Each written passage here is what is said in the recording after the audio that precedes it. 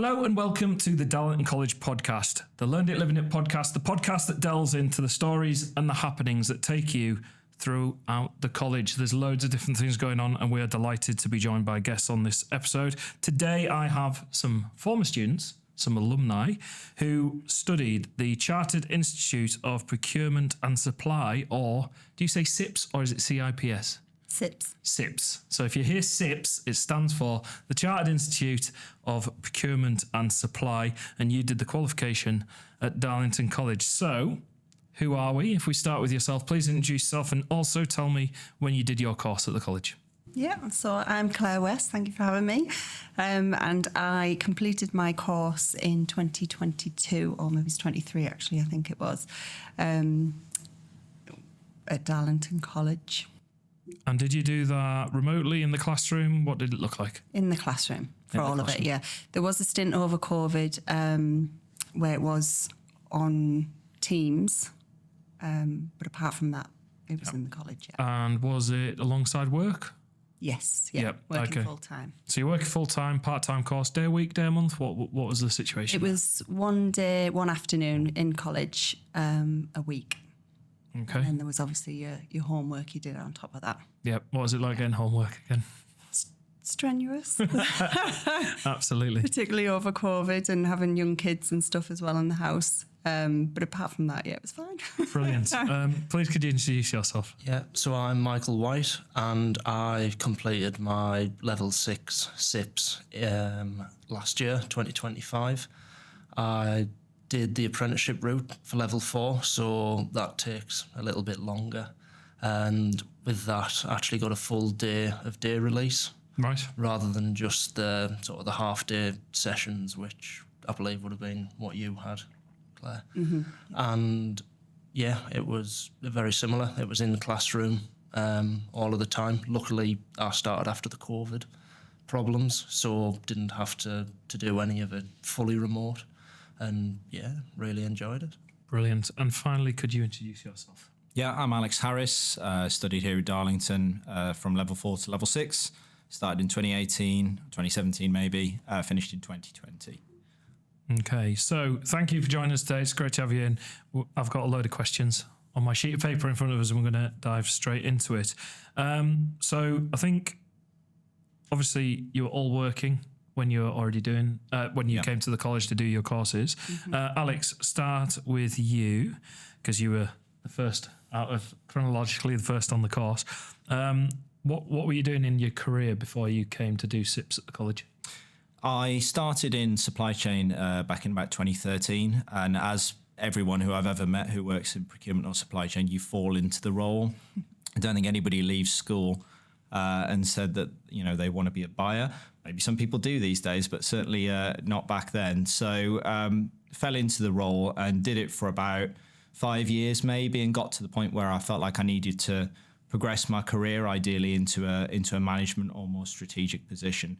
And as I was looking at job adverts, speaking to recruiters and this kind of thing, CIPS came up as a recurring theme and a recurring requirement for a lot of the senior, more managerial roles that I was looking at. So I spoke to my employer at the time and requested the training and the development budget to be able to study CIPS. And contacted Darlington, who were the closest centre. So back then, sort of mid-teens decade, it was, Zoom and Teams and online learning wasn't quite as prevalent as it is now. So it was all in person. So started the qualification with level 4 in 2017 and then just followed it all the way through to level 6. Okay, so I think good question just to come back to initially is procurement, supply chain. What is it to those people that don't know? So I would describe procurement as probably the profession and the role that is involved with actually buying the goods. So this is sourcing suppliers, identifying suppliers, sort of bringing those suppliers on board into the supply chain of the business that you're working within. Putting the contracts in place, agreeing commercial terms, placing orders, and then sort of following that through to the delivery of either the goods or the service involved. Supply chain management for me is more about the physical movement of goods or the physical delivery of that product, whatever it may be, from the supplier or whoever the provider is to the point of delivery, which is usually, in my case, sort of a manufacturing facility. That's where a lot of my background is in. So one of them is more of a operational sort of physical movement of products or goods role, which is supply chain management. Procurement is more about the early setup of identifying those suppliers, building relationships, agreeing contracts, agreeing terms to set up that supply chain before it comes into play. That was a very good definition, a very good answer. So thank you very Good, much. Yeah. No doubt missed off something, but yeah, it's the best I could come up with. No, that Did was better than I brilliant. would have. So, well, on that, Claire, then, so why is it important? I think is a really good question to ask next. So why is it important to have these things in place? Well, I think it's all about the compliance as well. The contracts and stuff like that, they'll keep it in the mechanisms for making that contract viable the whole way through. Help me out here, guys. Yeah, I think a lot of it's important to involve your procurement function early in the process as possible. And a lot of that is to actually understand what is possible. You know, you might have an idea of a requirement in your head that is vital to what you're trying to achieve. But actually going out to market you might realise that actually it's not possible, or there are actually better solutions out of there. And your procurement function can act as facilitators to tap into that sort of supplier network, that supplier knowledge, and ultimately deliver much better value than potentially what you otherwise would have delivered. Yeah. Okay, so with that in mind then, Michael, how did you get into procurement? Obviously, you did your course 2025. Yes. Where were you before that? So previously I was working in more of a sales role, so within a contracts office in a builder's merchant. And it was the sourcing side of things that sort of really piqued my interest. I'm not particularly a salesman. I tended to do quite well at building relationships, but ultimately it's much nicer sitting the other side of the desk. And as a result, I approached my manager at the time, similar to what Alex had said, looking for a little bit of training, professional development. And we came across the apprenticeship route to study CIPS at Darlington. Started on that 18 months to 2 years down the line. Once I'd completed it, saw a job come up for a procurement officer, and managed to sort of be successful with that as a result of these qualifications that I'd undertaken. Okay, so you were like, oh, I'm interested in learning a bit more about this. Could I have some training? And then you essentially took to the web and you found the college. Was that your route? Okay. That's correct. Brilliant. Claire, what about yourself? How did you get to the point where you then enrolled? What were you doing beforehand? And then, how's it gone through the course and then afterwards? Yeah, so I actually had a history of being in the Navy. So I was in the Navy for 16 years. I did logistics within there, so more the supply chain role. And then when I came out, I joined the NHS in a procurement role. It was a procurement officer, but it was a very junior role. And it was more of a decentralised from the main procurement team. So I started to mix in with them more, getting involved in what they were doing and how that interacted with what I was doing. And then a job came up within that department. So then I moved over to that department, and that's where I started my procurement, the MCIPS course at level 4.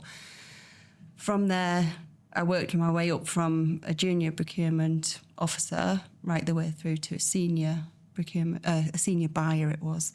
And I'd achieved MCIPS by that point. I then posted a photo of my graduation photos on Facebook, and an old boss of mine from my Navy days had contacted me saying, do you want a job? Send us your CV, we're looking for people with MCIPS.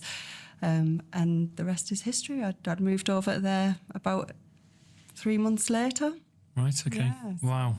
But much like Alex, it was never a role that, you know, was ever advertised. We never knew about it in school. Even when I moved over to the NHS, I didn't know what procurement really was. It was just sort of fallen into. Yeah. Yeah. Sounds like it's worked out so Yeah, far. no, You said MCIPS. What's the difference between just CIPS and MCIPS? So it's a membership of the Chartered Institute of Procurement and Supply. It's at level 6, you get that. Brilliant. Okay. And are you all that? Are you all level 6? Yeah. Okay. Brilliant. Okay. Really interesting sort of to understand people's routes, always is, especially with courses such as this where you're not straight out of school, you're coming at it from world of work, and there's so many different routes. It's really interesting. So you've kind of answered this, Michael, with why did you choose Darlington College? Well, I suppose actually we'll start with you, because you said you found the college when you were looking for it. What made you choose the college? It was the fact that it could be in person. The idea of remote learning didn't really appeal to me. You know, I've always found that sort of face-to-face tends to work best, and as a result, that's what I was looking for. I think Alex mentioned it earlier that there was nowhere else or at least close by in the northeast that offered that. So Darlington was the only choice, really. Yeah, and what about yourself, Alex? Completely agree with Michael, yeah. Like I said, at the time, online remote learning wasn't as prevalent as it is now, but it did exist. And my view on that at the time was that you sort of sat behind a screen and watched someone 100 miles away talk about something. And I'm very much someone who likes to discuss topics and not just, I don't learn from just hearing someone talk at me, which is something I actually struggled with at university, where a lot of it is large scale, 200 people in a lecture hall. I just used to fall asleep, whereas I really engage with sort of small group conversations. So when you've got a group of maybe 10 or 15 people, and especially when you all do the same job, you're all experiencing sort of similar challenges, but you've got different insights into them because you're working in different businesses, whether it be public sector, private sector, manufacturing, distribution, you know, whatever your role is or your current business is. And you can all sort of discuss those different challenges and different ways of working within those challenges that you have from different perspectives. So that's why I like the idea of learning in person. And like Michael said, Darlington was the sort of the main hub locally for me, living in Teesside, to study CIPS. So were you searching for colleges as well to see that offered the course, and that's how you get about it? Yeah, I think for me there was maybe one in Durham, one somewhere in Yorkshire, and Darlington was the closest. And I was aware that it had a good reputation at the time for CIPS study. Brilliant. And finally, Claire, what about yourself? Very, very much the same. Yeah, I actively went out looking for a college to go into, so I did have the face-to-face interactions. And actually, it was really valuable because I worked in the public sector. I remember a few conversations with Alex over the tables, and I was like, my God, you do what? And the same when they were looking at us, you know, they couldn't believe the red tape and stuff and the hoops we had to jump through to get just a contract put in place. So they were really valuable insights into how the rest of the, you know, so you're doing your sector studies, works. going back into a workplace, but then you've had discussions with people. I suppose you probably don't have many colleagues doing the same role sometimes in these jobs, depending on where you are. And, you know, you could be the only procurement person, I suppose. Or you might have a small team. So I suppose I can see how that'd be good to be able to talk to other people and gain other experiences. No, definitely. We also did a negotiation exercise, didn't we? And that was really good fun, which obviously you couldn't have done if it was over a screen. Yeah, absolutely. Can really have a go. Yeah. Get the price down. It was good. You definitely saw people's characters coming out. It gets quite competitive, I can imagine. Going back into education, we'll start with yourself, Claire. How was that experience? So you've signed up, you're going to do it. You walk straight back through the doors of the college, straight into the doors of the college. What was that experience going back into that for you? It was really daunting, to be fair.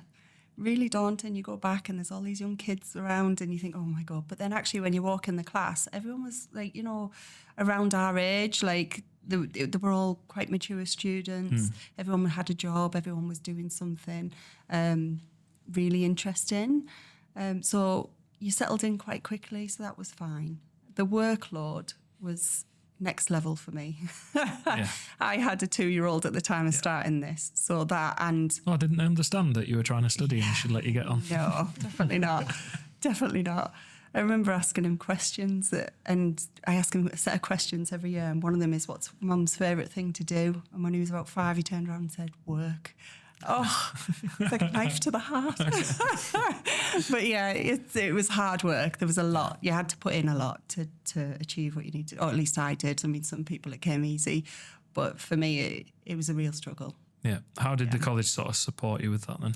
They really did. Janine was absolutely next level. Brilliant. See, this is where these questions where I ask, the names come out straight away. The names always come out. Yeah, definitely. Especially over COVID, because we were pulled out. We didn't get any leave for training in the NHS during COVID for obvious reasons.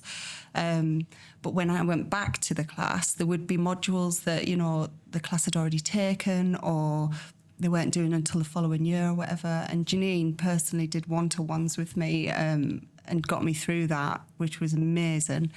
And you wouldn't get that. You wouldn't get that from most teachers, would you? So big shout out to her. She really, absolutely. Or her, my MCIPS. Make sure that gets fed back off camera. Michael, obviously for yourself going back into education, what was that like? It was all right, because I think I was at that point where I almost felt like I was ready to get my teeth stuck into something, and as a result sort of came in with a bit more motivation, and it had been so long since I'd sort of been at university, I'd forgotten maybe the amount of work that it required. So actually getting into it, and then obviously the half day in college, it makes you have to turn up and take part, so it's quite a good sort of external force on pushing you forward. But the additional work alongside, as Claire said, it does take a bit of self-start and a bit of effort to do. But again, you know, Janine and John were brilliant tutors the whole time through, and you know, they were always there with resources if you needed. The support was great, and yeah, just sort of their knowledge and being able to bounce things off them, and you know, they could almost tailor help where required. It just made it so much easier than it otherwise would have been. And sort of the support that I received from family as well, particularly my other half, she, you know, was setting me questions all the time, and I suppose making sure over that the weekly shop by any chance. yeah, just making sure I knew what I was talking about, which was a big help. Brilliant. That's really good to hear about that support at home too. For yourself, what is it like going back into education? Yeah, sort of similar to what you've both just said. So when I started, I didn't have any kids, and my life was relatively stress-free, and I found the first year pretty easy. I thought, I can manage this, I can manage my job, I can manage the exams. And then as the workload cranks up and the difficulty cranks up and the complexity cranks up, my wife was very inconsiderate and decided to have a baby midway through. So then suddenly it all becomes a lot to manage, and it's about being able to prioritize, but also, you know, divert enough of your own resource towards each of those things and make sure that everything is managed. So yeah, it's definitely challenging, especially when you've got a lot going on in your own life. But I felt like the resources that we were given by the college and the support we were given by the college was great throughout, as Claire said. And at the time, it was a big relief for me when I graduated and finished level 6. But there have been times since where I've really missed going back. So I've got some friends who are going through the whole process now in level 4 and level 5. And I enjoy talking to them about it because I miss having those conversations that we used to have in the classroom. Yeah, so one of the questions I got is, how important was the networking side? I don't think I need to ask it because you've kind of already pointed out. I think if I was to say, you know, what was the thing that stood out the most to you about how it was taught at the college? What would you say to that, Alex? I think for me, I've probably prefaced this a moment ago by saying it's the conversations that you have between people from different backgrounds, different roles, different businesses, different sectors. Because I came into CIPS having done essentially one or two procurement jobs. One was more sort of supply chain job. And I had a very manufacturing-centric view on how to do things. And I thought, you know, this is what procurement is. You know, identify the supplier, you know, put a contract in place, drive down the cost, and then you just focus on delivery. And it was very much a sort of single route to doing the job. And it was only when I spoke to people in other businesses, other sectors, from other backgrounds, that I really understood that there were many different ways to do the job, and the way that I was doing it and sort of considered to be the only way wasn't relevant or wasn't appropriate in other circumstances. So for me, the best part of it was that you could have these sort of open discussions, and the way that Janine often sort of facilitated the sessions is that she'd present the idea that we would talk about that day, whatever it was, which is part of the syllabus. But then rather than just sort of reading from a slide deck or a book, she'd open it up to a conversation of, what do you guys do? How do you guys do this in your roles at the moment? And then that would stem into a hour-long conversation about how we each do it and whether that was the right way or the wrong way and how we could improve things. And that really drove me to sort of think about things in a different way and also adapt my own approach to my own job. Yeah. Okay. So it kind of holds up a mirror to yourself, I suppose, Yeah, and you exactly. can see what you're doing. Okay. So you've done the qualification. I'm going to come to you here, Claire. Mm-hmm. So you decided off your own back to do the course. Is that a fair assessment? Yeah. So you're already doing the job to some degree, but you're like, I need the formal training. Is that the right? Yeah. Yeah. Right. Yeah, Cool. definitely. So you've chosen to do the qualification. You've then talked about, hey, everybody, I've passed. And then you immediately get a job offer or an invite to interview. Mm-hmm. So the questions, how did the qualification change your career sort of trajectory? So Massive. obviously Facebook handed you that. So take me through that sort of next step. You got your piece of paper. What happens? So, like, as I was saying, I did get a Facebook message from an old boss, and he offered me a job, and I interviewed for it. They gave me the job. That was great. The role was as a consultant in procurement. So I now work across both public and private sector. And the course that we've done and the teachings that we had and the discussions we had in the class were absolutely paramount to what I've took away and took into my role that I'm doing now. The difference in the roles was like night and day for me. I couldn't believe how different they could be. So to actually work as a procurement consultant now, doing this and going out to clients, it benefits me in the way that I'm very flexible, I'm open, I know what can and can't be done, but also in the sense that how each sector would work. Mm-hmm. Yeah, so it's just how did it change your trajectory in your career? And so it sounds like, you wouldn't have foreseen that opportunity coming your way when you passed. So obviously going, hey, I've got this. And it's obviously a very valued qualification because it's an industry standard and people are looking for it. Yeah, definitely. Same to you, Michael. So for myself, it was partway through my level 5, I'd seen an opportunity come up for a combined authority to go and work as a procurement officer, which if I didn't have sort of my level 4 under my belt and be able to show that I was working towards my MCIPS, wouldn't have been able to apply for. So as a result, I put an application in for it and was successful at interview. And from there, carried on with my level 5, did my level 6, got my MCIPS. And the day that I got my MCIPS, I actually got a job offer in the same place to move up to management. I think I need to do this course. Everyone seems to. It couldn't have worked better. Better really. So it it's allowed me to move into a different field from what I was, and then progress through that field. And without the qualifications, all of the things that you learn as part of that, the softer skills, it wouldn't have been possible. Yeah. Okay. What about yourself? Yeah, I don't want to give anybody a false impression that MCIPS is a ticket to immediately get a better job. But I graduated in the summer, and then at the end of that same year in 2020, I also got an elevated position. So I think the move that I made was I already was in a sort of small team managerial role for a small local business, and I moved into a group manager position for a global business. So I think one of the things that really helped me get my foot in the door was the fact that I have the MCIPS accreditation and you can put the letters after your name, because I probably wouldn't have usually or previously have been contacted by that company. They reached out to me and said, are you interested in talking to us about this role?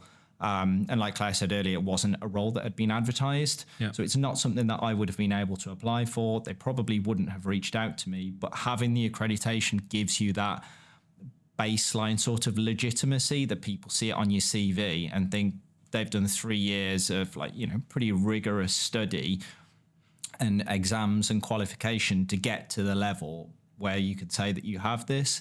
So it gets you that foot in the door when you can then go and speak to them and sort of talk about your own experiences and your approach to doing the job. And I could have had that same conversation previously, but I think the difference is I just wouldn't have had the opportunity to speak to them. It gives you a foot in the door to have that conversation. Start with the conversation. Okay. So do you think, one of the questions I've got here is about the biggest challenges in the business environment around procurement supply chain. Do you think, well, obviously there's a huge amount of challenges going on in the business environment. Do you think that also plays its part in terms of people that are now actively looking for this level of qualification, maybe going higher? Yeah, definitely. I think one thing that CIPS is, or at least it was, I don't know what the new syllabuses are like, but the one that we studied, sort of 5 to 10 years ago was very heavy on risk management.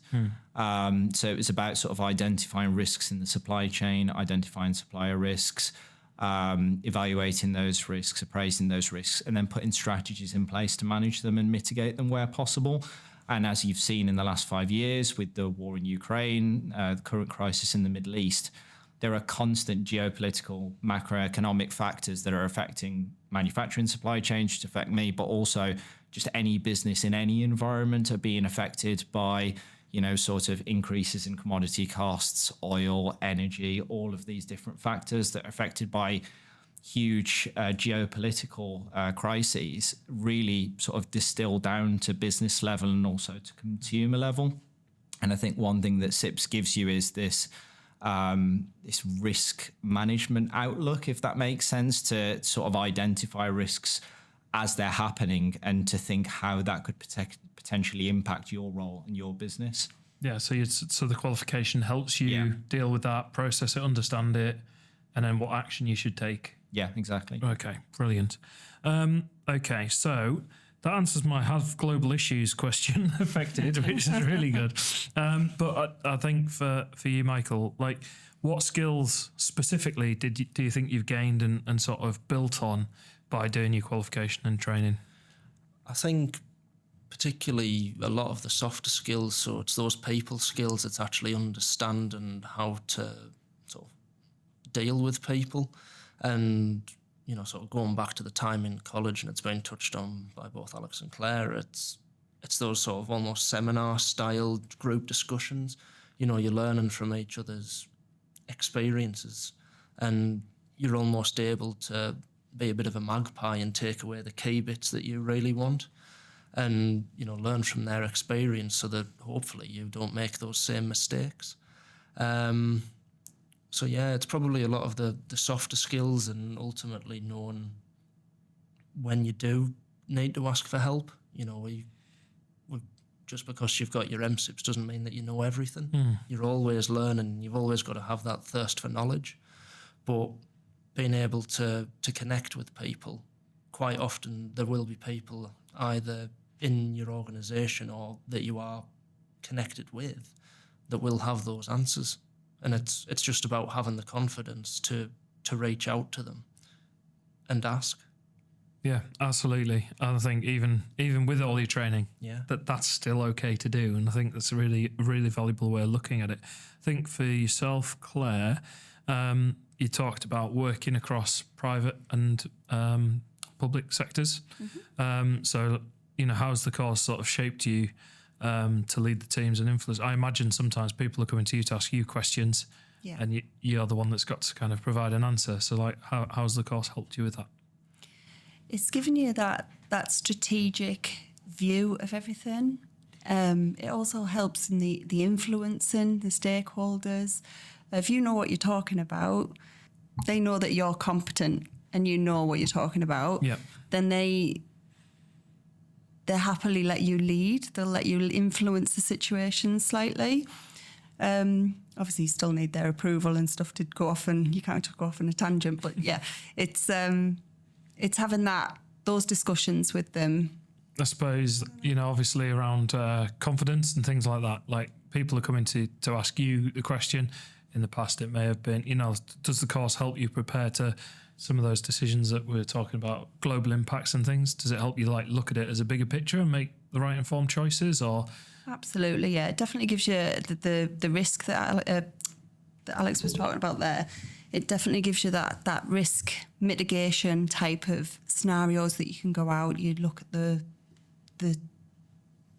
sector and the industries that they're working in, and you can almost guide them in the right direction. So it gives you some solid foundations. Yeah. That's fantastic. So in terms of how, what are the biggest takeaways this for you, Alex? What are the biggest takeaways from your journey with CIPS? I think what it gave me was the confidence to make decisions and the confidence to sort of communicate what I was trying to say. I already felt like I could do the job. Maybe I had a bit too much confidence that I could do the job, which Claire probably remembers from our conversations. But it gave me that introspection to think, hang on a minute, I think that everything that I'm doing is the right way to do it. It's not necessarily. There are other ways to do it. So I took on board those ideas and I sort of developed a toolkit of how to become, a sort of hopefully a best practice procurement professional. And it gives you those sort of standard sort of tools that you can utilize in different situations. So when a new situation comes up, rather than just thinking, panic, something's happened, I don't know what to do, you can think about what you've learned through CIPS and how you've applied that to previous situations, and you can develop a response quite quickly. But then it also gives you the confidence to make that decision, to communicate that decision often to sort of senior stakeholders, whether it be CEO, CFO, that kind of level stakeholder that you're speaking to. And it gives you that legitimacy that I know what I'm doing, I've done the qualification, I've done this before, I have the experience. This is what we should do, this is how we're going to do it, and this is how I'm communicating it. And previously, before I'd done CIPS, I probably would have had an idea what to do, but I wouldn't have had the confidence to make that decision and to communicate it with authority. Yeah, I like that. And I think the fact that whilst you've been given the cost of, it's that reflection piece, isn't it? You've looked at how you take it on yourself, and I think that's a really good, valid way of doing it. But then you've got the toolkit. I think that's a great word to use to kind of describe what you've been equipped with to go forward. Michael, if you could go back, speak to yourself on day one, what would you say? Probably that it's worth it. The effort that you put in now is 100% worth it, if not more. Ultimately, yes, it's three and a bit years of your life that you're having to dedicate to educating yourself, but you'll come out the other side and you'll think, yeah, what a good 3 years well spent, and that ultimately, it's improved who I am as a person, and it probably has done that for the better. Yeah. Brilliant. And then Claire, what are you most proud of achieving since completing the course? Ooh. I have real difficulty in talking about myself. Podcast is a perfect place to do that. I suppose getting my job. I never thought for a second that consultancy would be a world that I would end up in. Mm-hmm. I hate public speaking.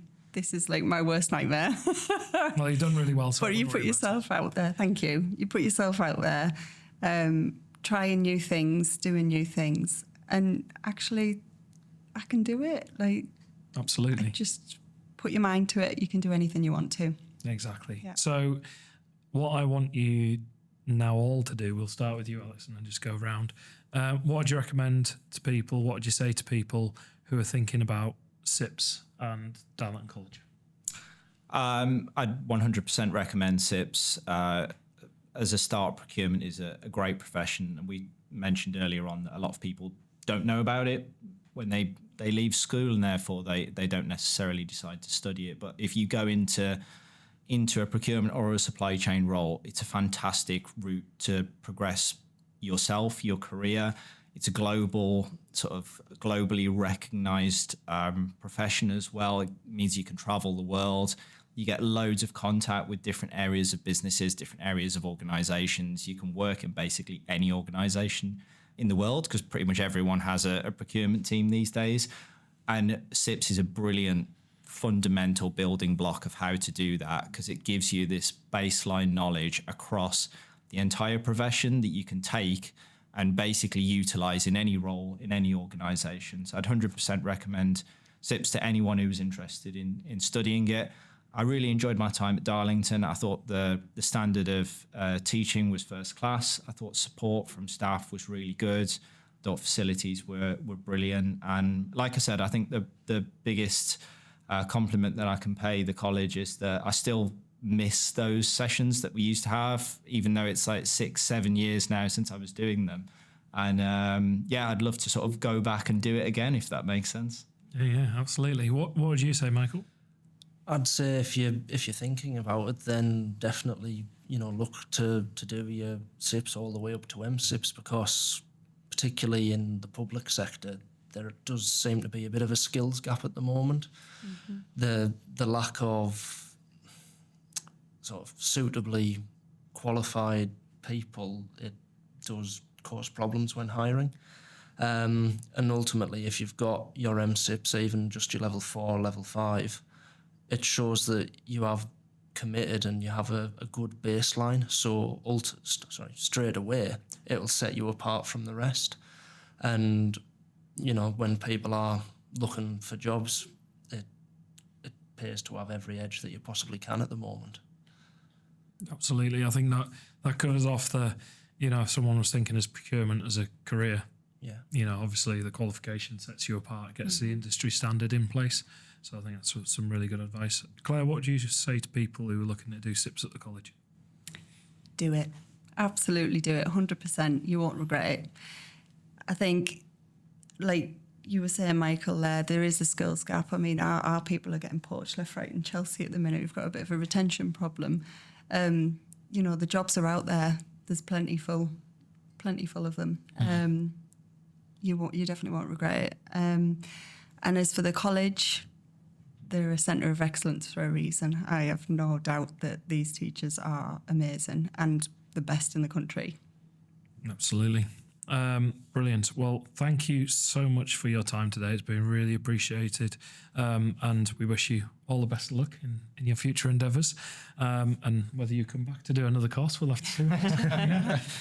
But no, it's been an absolute pleasure to have you on. We appreciate you taking the time as well to come in today. We wish you all the best in the future. And obviously, if anyone is interested in anything that we've talked about on the podcast, you can find out more information at the Darlington College website, darlington.ac.uk, and you can get in touch, or feel free to swing by the college and have a chat with the team. They are a friendly bunch of people and they would love to see you. Other than that, thank you so much for joining me today, and I will see everyone else in the next episode.